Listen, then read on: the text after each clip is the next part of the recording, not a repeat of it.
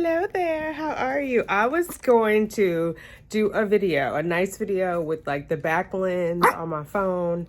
All my children had other plans. Sugar Bear was holding on to the, what is it called? Is it a tripod? And look, Liberty, as soon as I start talking to y'all, she's all about that life. She needs her haircut. Justice, yes, dear. Okay, and then here comes Sugar Bear. Okay, girls, everybody, why don't you go play with Sugar Bear? Oh, look, hey, okay. Okay, play with Liberty, yes. I wanted to come on, a couple of you reached out to me about the weight loss video, and one of the questions was, how do you get rid of the toxic people? And there's not a cookie cutter answer to that, but I want to give some context around it in case you're on this, part of the journey, because I think it helps to clarify. So some, kind of like at work, how you hit low-hanging fruit first, I would say go for the low-hanging fruit. And then as you move up, there are people who they may not be fully dead weight. And so there may be a reestablishing of boundaries, and you guys, because you can grow together, right? It doesn't mean like you've evolved past all your friends, but so the most toxic ones will be the ones who don't respect boundaries, who kind of think it's a joke when you're like, don't pop up at my house. I'm a little congested. Sorry, guys. Don't pop up in my house unannounced, right? And they show up anyway. Or you tell them of something like you're aspiring to do and they laugh at you. Or they just say like, what is that when they say on the Real Housewives, a nasty nice compliment or a nice nasty compliment? When they're doing that like all the time, now everybody can have a bad day. I get it. So maybe they don't mean it. But when it's consistent, it's time to let that person go. And when are you talking to me? Oh my God, he learned because I tell that to the girls when they're doing something they're not supposed to be doing. I go, and he started doing that a couple of days ago. You tell him. Are you telling me or are you telling Justice? It's so funny. That's funny to you? Yes. So I'm going to give an example, and actually I might do a story time on this later. But so I had a friend who I had for a long time, and a large part of our relationship, she would gaslight me. And I didn't know what that word was at the time, right? I didn't know what that action was. And so I let it go. I knew her from my hometown, knew her up until maybe a couple years ago. Actually, when I started on this journey, there was like a couple of things, like we went on a trip. Every time we went somewhere, she never had money. Now, mind you, I'm a single parent since 23, right? I'm a single mom by choice since last year, but I'm a single parent since 23. This person has no children, no other siblings, parents, fully financially supportive, never had any money. So I'm always like paying for things. Well, there was this one time we went on a trip, and this person, like I invited them, I told them what the cost of everything was going to be. It was New Year's. We were going to Vegas. So there's, Vegas ratchets up the price right before. And then I was going to stay 2 days after with my daughter, I was flying her in from my hometown because she was out with her dad. And then we were going to fly back to New York together. So obviously the 2 nights with my daughter are cheaper because it's post New Year's, right? Or New Year's Eve and the New Year. Sorry. I hate I just want to correct myself. I don't want to say New Year's. It's New Year. Anyway, random tangent of mine. So I'm from the country, so I'm always worried about, did I say that right? Anyway, so didn't pay for anything. I think helped my sister with gas because my sister had rented the car, but obviously like and I was paying for my sister to go. Like, I'm just her big sister. So it ended up, I'm the only one paying for this room, but this person insisted on having a bed all to herself, right? So that was annoying. Left it alone because sometimes it's just not worth the trouble. And some, like at that time I had friends who like their way to resolve things was to hoop and holler. I can't even remember exactly what happened, but there was something going on with one of the service people in the hotel. And I think, oh my God, where were we staying? It was the hotel that actually where there was a shooter at. I can't think of it. I think it starts with an M, not the Mandalay Bay. No, maybe it was. Anyway, something was going on with the service person. First of all, we got there early. Like, you know, normally you don't check in until 3. So we got to Vegas like around 11 something. And this person was like complaining because my sister and I are trying to kill time knowing we can't check in until 3. And so then we're like, this person's complaining they want to go to the hotel. And I'm like, it's not check-in time yet. It's like 11:30. People are just getting out. And she was like, I never heard of that. You have to wait till blah, blah, blah. And I can't remember if she called or whatever, but finally it got confirmed. And you guys know I never heard of that. Because people say it they're like incredulous when they say it, as if to like, you don't know what you're talking about, because I haven't heard of that. Girl, it's libraries filled with shit you ain't heard of, just saying. So that was like the first thing. And like attitude, like so much attitude, not just like casual of like, oh, it would be nice if we could check in early. Now, we eventually ended up checking in early, but not at 11:30, right? And so I was just grateful they were letting us in early. But then when we got in, we were supposed to have a room with a view. Well, it was a view of an HVAC, like a rooftop HVAC. So I asked them to switch rooms. They switched rooms. And there was something going on out in the hallway. And she was like literally cursing out somebody in the staff, like going on and on. And I was like, hey, you know, cut it out, blah, blah, blah. Let's just go. Going on. So finally I was like, you know what? I put my work card down, because whenever I travel, I use like my corporate card for the hold, because, you know, they freeze money on your account. So I let it freeze on my corporate card so that I have full free range of my regular card. And then when I check out, they release that hole. You know what I mean? So I was just like, hey, I put my corporate card down. Like, they know where I work. Uh-oh. Oh, no. Okay, I'm not going to react.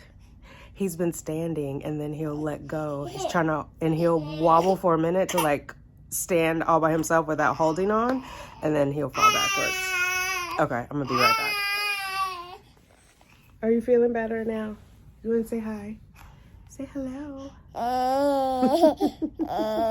And you see Liberty and Justice and all Mama's pillows and whatnot back there. Okay, so I can't remember what was going on, but today I feel like maybe she thought like I was paying for the room on my card so she didn't have to pay.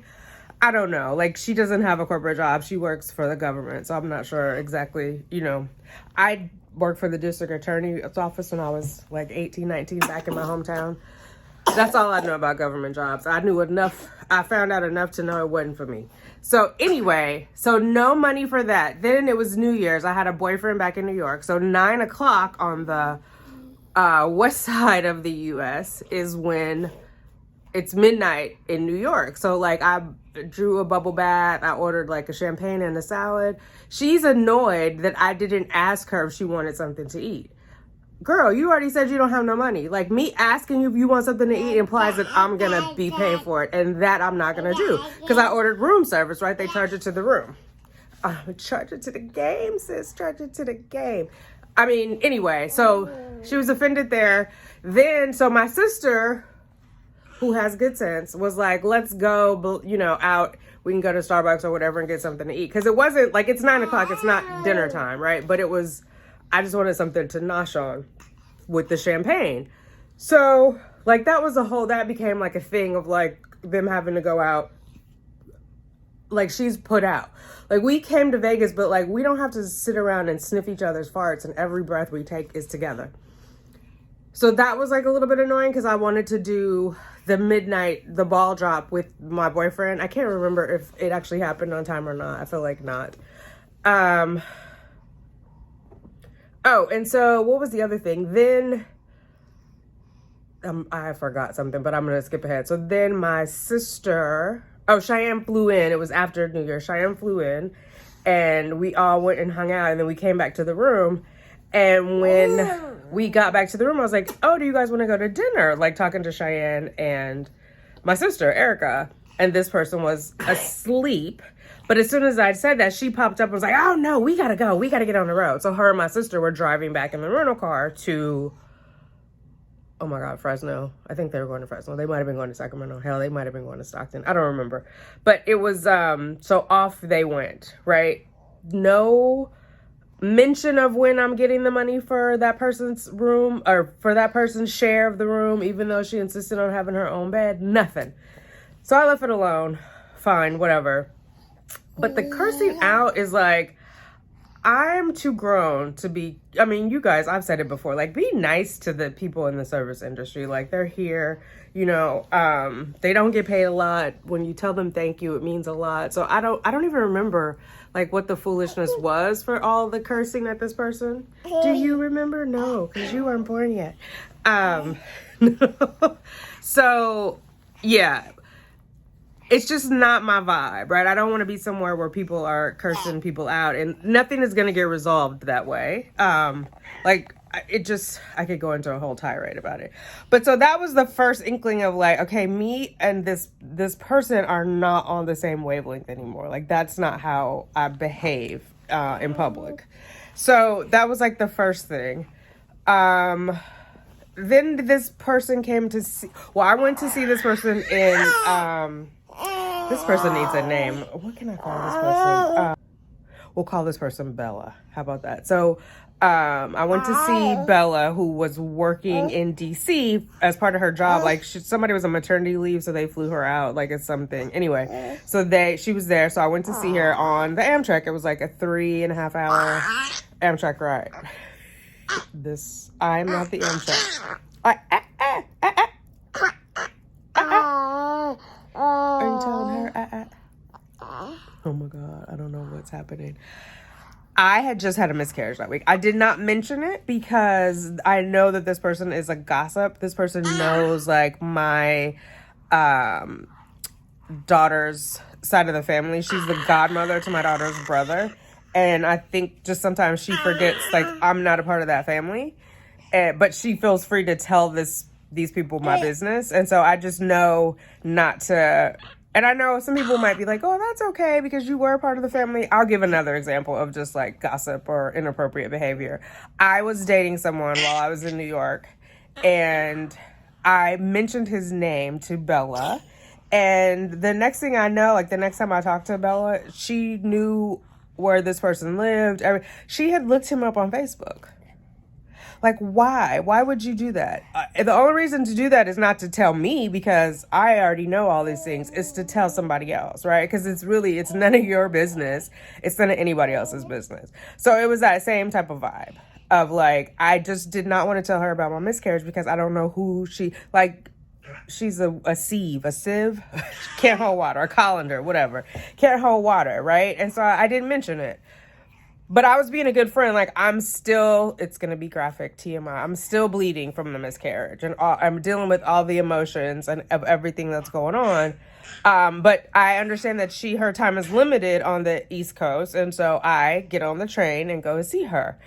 We have dinner. We have a couple whatever. And then I come on back. And then the next weekend, she invites herself to my house. And it's because it's my birthday. She was like, what are you doing for your birthday? And I'm like, oh, I'm not sure yet. Because the person that I was pregnant by, like, we have not seen each other since the miscarriage because he was working out of town. And so he would come home on the weekend. So I hadn't seen him because I had the miscarriage on Tuesday. I left for DC Saturday morning when he would have been coming back. And so, oh no, actually, I take that back. I had seen him Friday night, but we were it was someone's birthday, so we didn't get to talk about it. And then I had to leave early the next morning to get on the train, so I didn't spend the night with him. That's what it was. And then the next weekend was my 46th birthday, so I had planned to see him then, right? But she invited herself to my house because she was like, what are you doing for your birthday? I'm like, oh, I'm not sure yet. And she was like, oh, I'm coming to...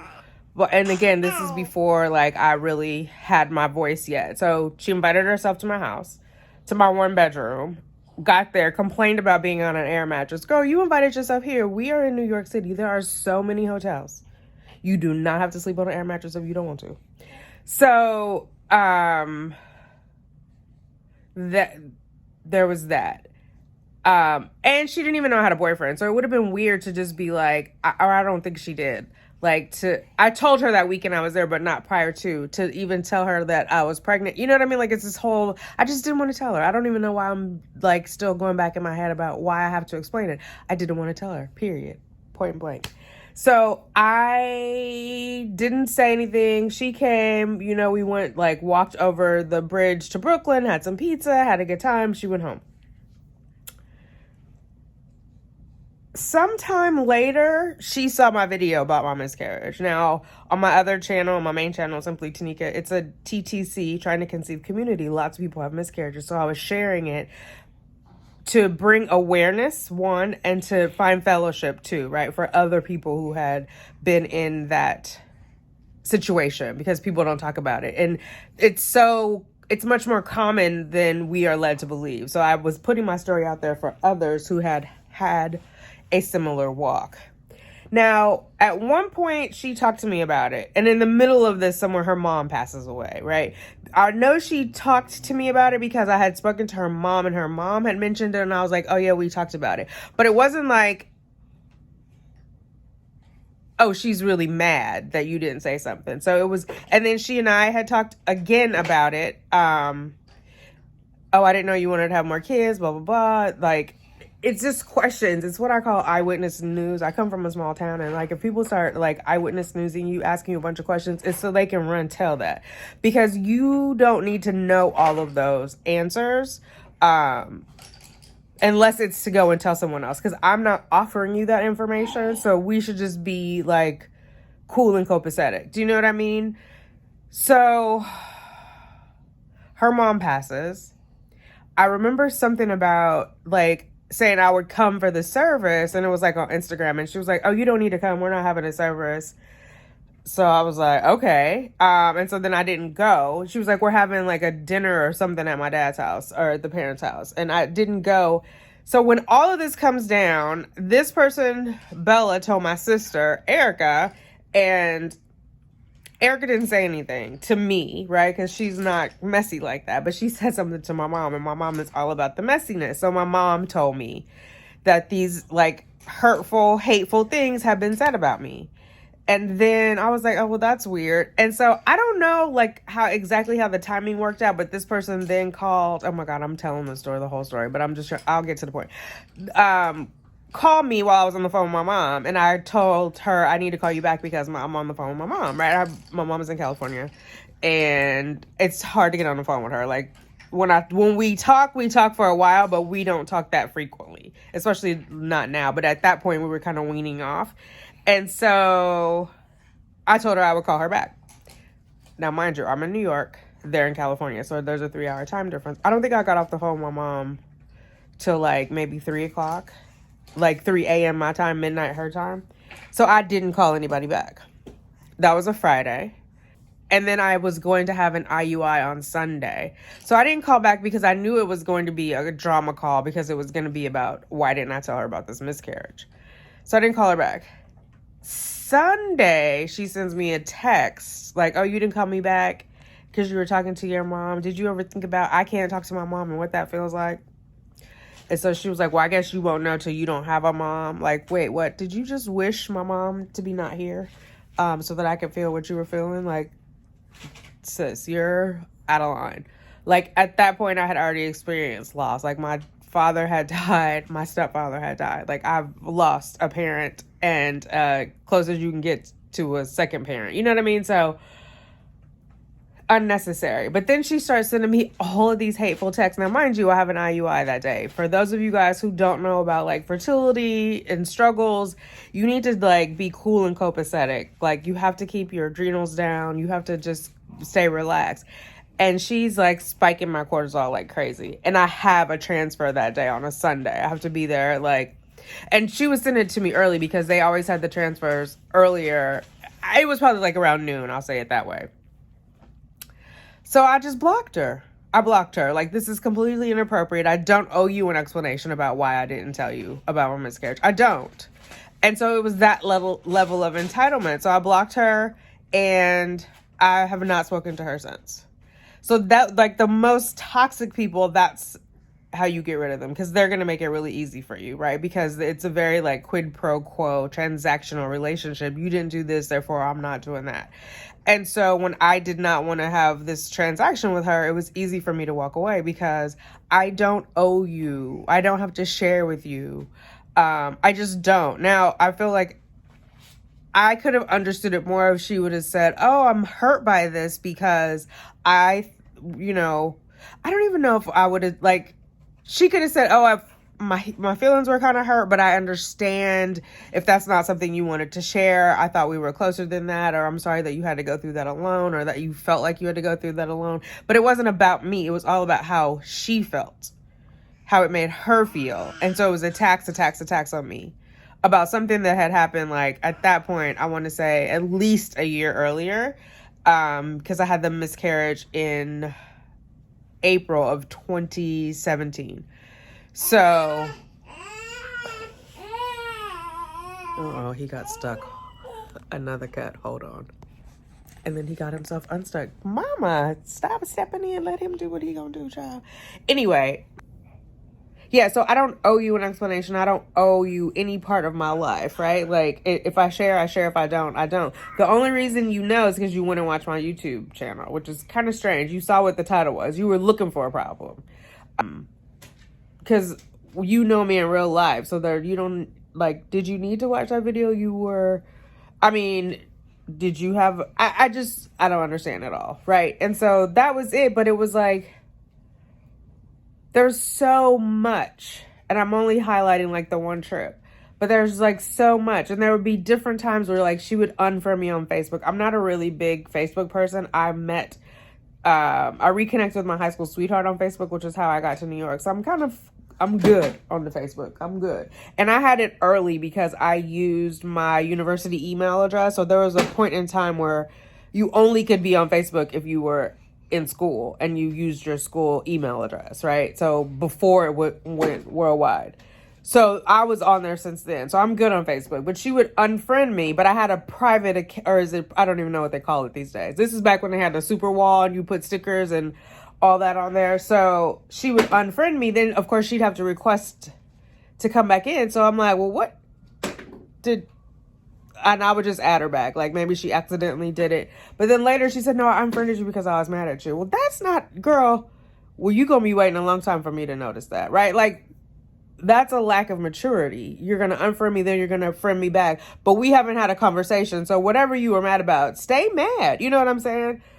So like strange behavior, like that's super passive aggressive. If there's something, and mad is like, how did we get to mad? How, like, is it because you're hurt and then you're mad, or are you just mad? Because I don't need any mad people in my life and people who jump right to mad. So, like, that's what I'm saying when there's toxicity. Or if they're like, can you help me? This, I'm thinking of back when I was in California. Can you drive me to the grocery store? And you might do it 1 or 2 times. And then, like, the third time you're like, no. And then that person is mad at you. Like, you have free will, right? I don't have to do these things for you. So, and that's why when people do things, when they actually want to do things for you, be grateful, be gracious, because they don't have to. I don't owe you anything. They don't owe you anything. Then there are other people who might be like borderline, where you guys could be in the process of growing at the same time. And so you can grow together, but you just have to reestablish your boundaries and be clear about that, right? So, like, for example, I have a friend, Mishan, who, and was like chronically late all the time. I mean, I'm getting better, but I'm not perfect. So I do make an effort, but Mishan told me, like, it is unsettling for me to get here early and then you're late. So I'm here that much. Cause she, like, for example, if we were supposed to meet at 1, she would get there at 12:45. I would get there at 1:15. So now she's been sitting by herself for 30 minutes.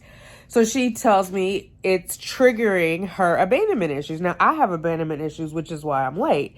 Because on the flip, I was always late. On the flip side, like, I didn't want to be waiting. But then I'm not being considerate of her feelings. But we had that conversation. And then I was like, oh, okay. And then it didn't happen again, right? But if she would have just been mad, we couldn't discuss it and resolve anything because she's mad. And then she, went to cussing me out and whatever.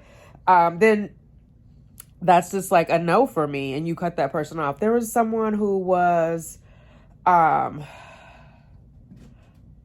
my God, I almost said her name. I don't want to say her name, but a friend of one of Cheyenne's relatives. And she got mad about something. I was pregnant with Cheyenne and she wanted to come over to my house and fight me. So immediately I knew, like, that's not my cup of tea. But those kinds of people, when those things are happening, like, nipping it in the bud, because have evolved past it and you're feeling some type of way, like trust your instinct. And it's hard, especially when you come from like an abusive situation, an abusive upbringing, to say like, whoa, this is not right, this doesn't feel right, because you've probably been told things like, I'll give you something to cry about, or you don't know what you're talking about, or you're overreacting, right? So then you don't trust your instincts and what you're feeling. But lean into that, trust that, and as it's happening, take action in the moment. Like, don't, and it may take a while. It may take a while to take action, right? You may have to go home and think about it, but it has to be a time of like, when you feel that again, to nip it in the bud when it's happening. Because trust me, there were times when I would go home and be like, oh, I should have said this, I would have said this, and then it's going around and around in my head. Now I say it and I leave it there. Yes. And then sometimes I will say, I'm like, I don't 100% trust my instinct all the time. Sometimes I will go home and second guess it, like, because maybe I'm tripping. Maybe I've had a bad day. Maybe there's something in my perspective, because I also have the experience of people being suspicious of everyone, right? So I don't want to be that suspicious person. So like, I will take a breather of like, let me take it home, give this person the benefit of the doubt, give them grace, and see what it looks like then.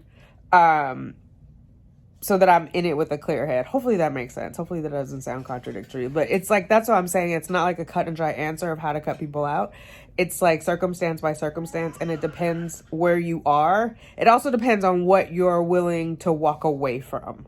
Because you could have this sort of borderline friend and you have this conversation, like, for example, the conversation I said about me and Michon, and I could have been like, bitch, I don't have, how dare you? You know what I mean? And then that would have been it. So she took a risk in telling me that. And that's what I'm saying. When you take the risk, be clear on the boundary and be willing to walk away. And I think, that was a hard no for her. If I would have obviously went, bitch, but that would have been no. But if I would have been like, oh, I can't help it, or girl, you're overreacting, that should be a no too. Do you know what I mean? Like, so you got to know when to walk away. Like, don't bluff of like, oh, I can't believe you did that. Or if it's like one time, like it was a pattern that I had for her. And when she recognized, okay, you're going to keep doing this, I have to say how I feel. But she didn't have to give me that grace, to even have the conversation with me. She was willing to have the conversation. I was willing to listen. Hopefully that makes sense. Oh my God, that was such a long-winded answer. But yeah, hopefully that makes sense. Cut the dead weight. Cut it concisely, carefully. And it may just be a thing of like redrawing boundaries or drawing new boundaries or just having honest conversations with people. It doesn't necessarily mean that they're completely dead weight, but it may not be working. The relationship may not be working in its current configuration. Does that make sense? All right, let me get to Sugar Bear because I don't know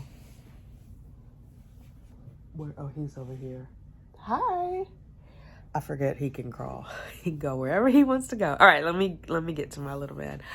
I love you. Stay humble. Bye.